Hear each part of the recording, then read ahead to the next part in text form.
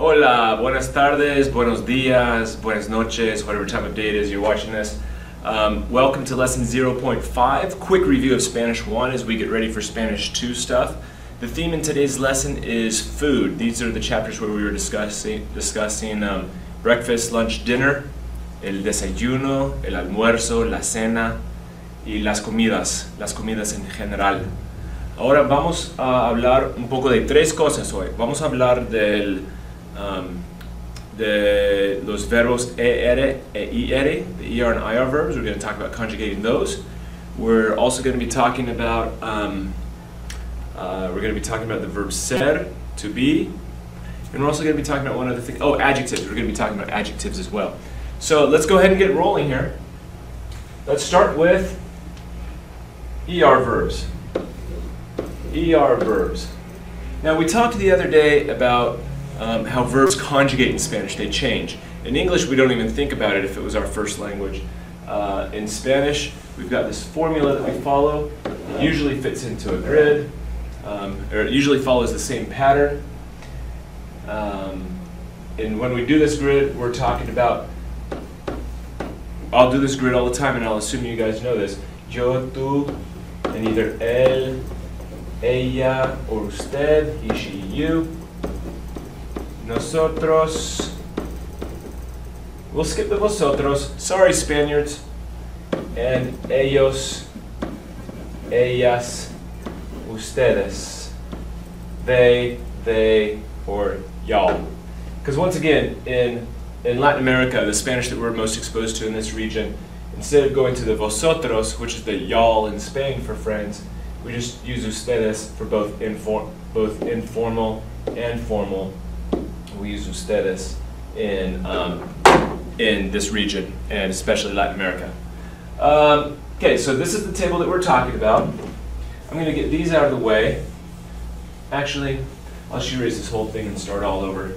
I just wanted to go through those subject pronouns again real quick because sometimes I assume you already know the chart, and if you don't, then then what I'm showing you doesn't make much sense. So I wanted to remind you of those subject pronouns in that chart that we're using. Okay, so let's go ahead and start with an ER verb. Since we're talking about food and such this chapter, we'll start with the verb comer. Comer means to eat. Okay? So I'll do that little grid we were talking about.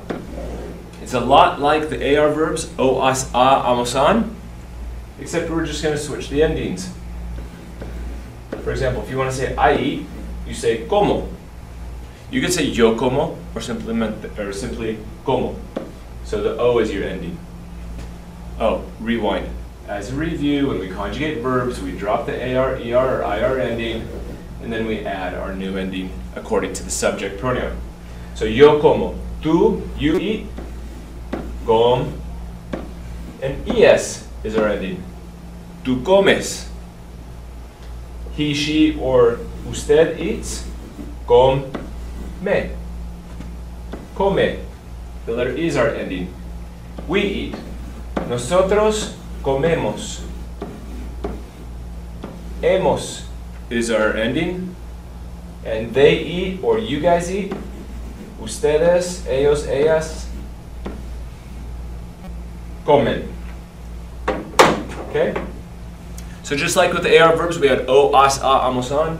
With ER verbs, we have o, es, e, hemos, en. Let's put it in context here. Por la mañana me gusta comer huevos. Los huevos son deliciosos. Los huevos con un poco de queso, sal y pimienta. Como los huevos, yo digo 2 o 3 veces por semana. También a veces como cereales o como yogur. Muy pocas veces, casi nunca, no como nada. Yo creo que es importante comer por la mañana, por lo menos comer un poco, comer una manzana. Yo como manzanas, me gustan las manzanas. Okay, that's comer. ¿Qué comen ustedes? Mis hijas comen cereales. A ellas Les gustan los cereales. Okay, that's comer. ER verbs. O-S-E-M-O-S-N. Now let's hit an IR verb, because they're similar. I explain it this way. ER and IR are kind of like cousins or buddies. They hang out together. A lot of their stuff is very similar.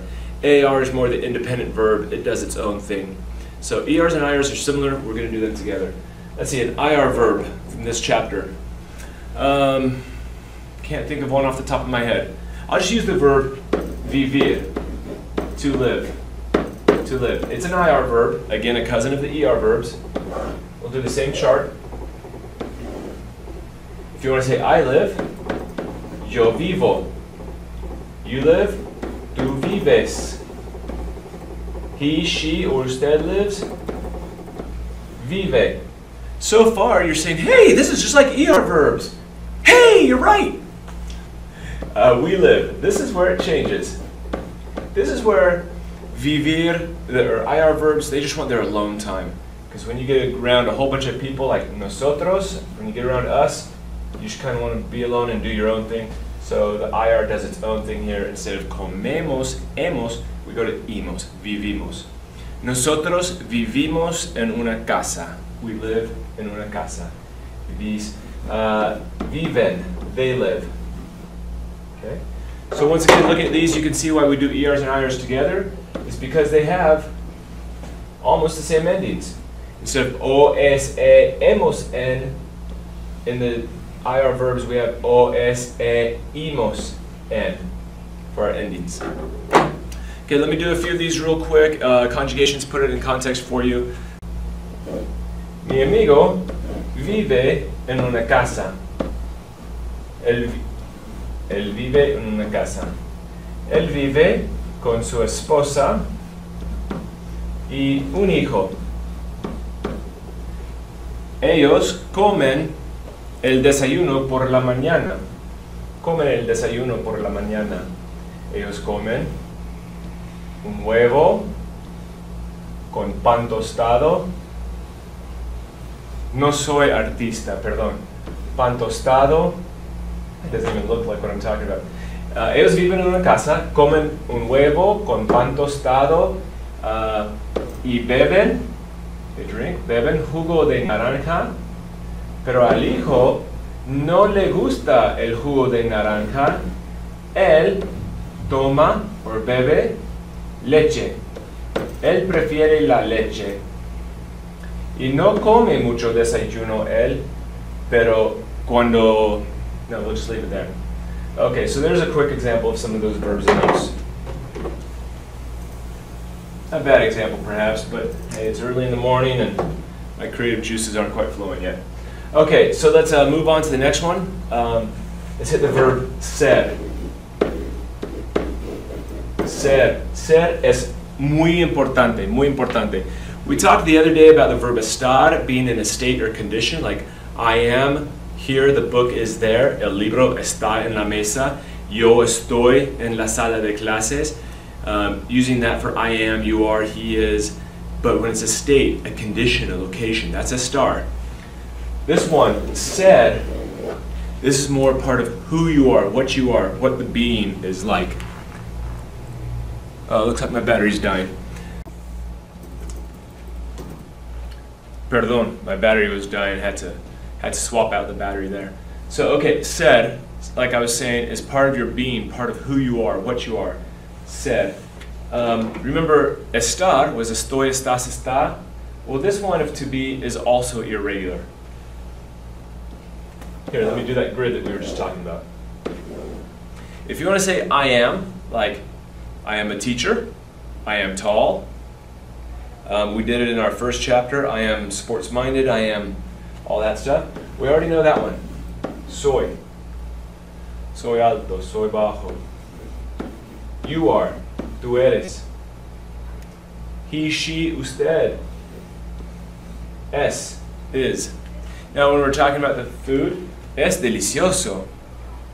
Es mucha comida. Es mi desayuno. It is.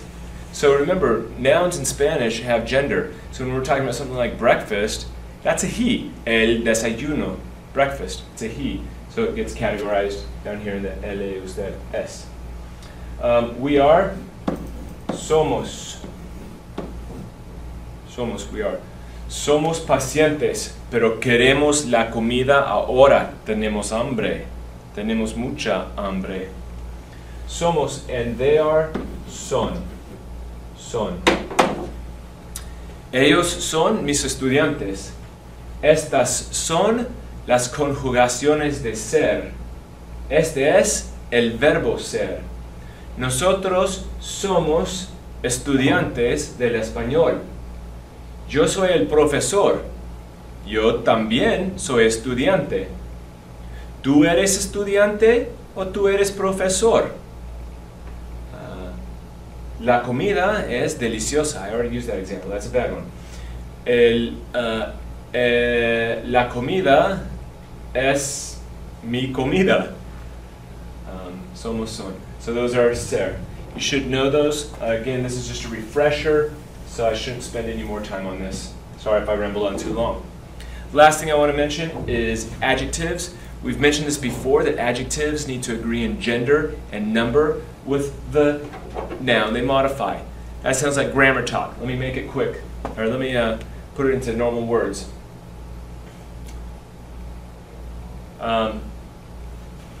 Let's say, talking about food. El sándwich. El sándwich es delicioso. Okay, delicioso is our adjective because it is describing our noun. So this is our adjective. Adjectives need to agree in gender and number with the noun that they modify. Again, grammar speak, I'm sorry. So delicioso is our adjective. We're describing sandwich. Sandwich is masculine. It starts with el. It's masculine. So this is ending in o, delicioso. Now if I were to change this to la carne. Let's say la carne, the meat. La carne es muy rica. Okay, now a little side note. In English, when we say something is rich, you're thinking cheesecake, things like that. In Spanish, rico and rica, it just means that it's delicious. Okay, so la carne es muy rico o rica. Well, it's la carne, so it's going to be rica. La carne es muy rica. If this were plural, something like, los libros, oh, that looks like a bad letter. Los libros son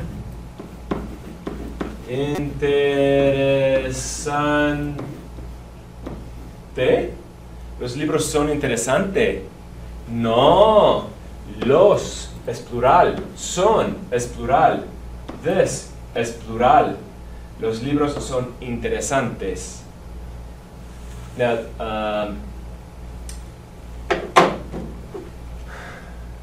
I think that's about all the review we need to do with that. I should mention though that there are a few adjectives like interesante where it doesn't switch between masculine and feminine. So if I were to say, las chicas son interesantes. Okay, even if it's feminine, it's still interesantes. Let's see, what else can I mention about adjectives? Oh, if an adjective ends with a consonant.